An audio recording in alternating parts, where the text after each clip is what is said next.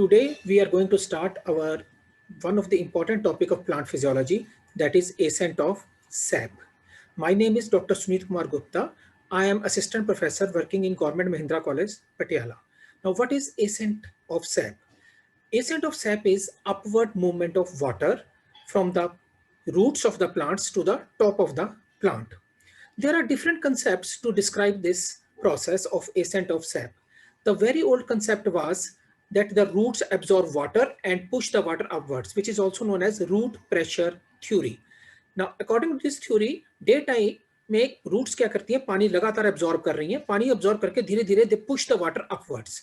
Now later on, this pressure of the water was measured and it was only up to 2 atmosphere, which can take water only up to the 20 centimeter of height. So most of the plants except this herbaceous plants, जो छोटे herbaceous plants हैं उनको छोड़ दीजिए, बाकी सारे plants, particularly the trees, are of very long height. So the root pressure cannot be responsible for beyond the 20 centimeters. So root pressure cannot take water in the higher plants, particularly in the trees. So this has resulted in a next concept, the transpiration. Now, what is transpiration? Transpiration is nothing but loss of water from the aerial parts of the stem, particularly the leaves, through stomata. Now, what are stomata? Stomata, these are minute pore-like structures present in the surface, present on the surface of the leaves.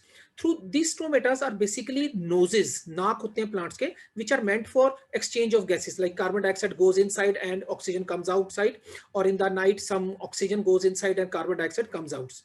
Now, these stomatas are also responsible for loss of excess of water present in the plant. Now, this excess of water loss is known as transpiration. Now, what is this transpiration then? Transpiration is, as I've told you, the loss of water. Now, this loss of water is very much beneficial for the plant for the process of ascent of sap. Now, the process of ascent of sap is also known as transpiration pull mechanism. Now, what happens? During the daytime, the plants lose water. Whenever there is a loss of water, a suction pressure develops, just like in our mouth. जब हम लोग बोलते हैं तो क्या होता है, पानी हमारे मुंह से इवेपोरेट होता है. जब पानी इवेपोरेट होता है तो एक सक्शन प्रेशर, थर्स्ट क्रिएट होती है. अब we don't have the water mechanism inside our body, तो हम लोग बाहर से पानी पीते हैं, लेकिन प्लांट्स के अंदर बाहर से पानी पीने वाला कोई कंसेप्ट नहीं होता. तो प्लांट्स क्या करते हैं, नीचे से पानी खींचना शुरू करते हैं, अपने साथ वाले सेल से सबसे पहले पानी खींचना शुरू करते हैं. So stomatas have got the subsidiary cells along with them. These stomatas start taking water from the subsidiary cells. Now, these subsidiary cells, when they feel the thirst or the suction pressure, they start taking water from their neighboring cells. In this way, the suction pressure which starts from the stomata slowly moves down, down, down. Ultimately, there are present xylem tissue. Now, what is xylem? Xylem are long pipe-like structures which are connected from roots through stem till the leaves. So the suction pressure reaches up to the, now these are, you can see this is the xylem tissues, xylem pipes. Now the suction pressure due to transpiration comes over here. Now, because of this suction pressure, now the plants start taking water from base and this water start going upwards. This suction pressure is so strong that it can take water up to hundreds of meters. If the tree, कुछ पेड़ जैसे उनकी height more than 100 meters होती है, so because of this suction pressure, the water can move upwards.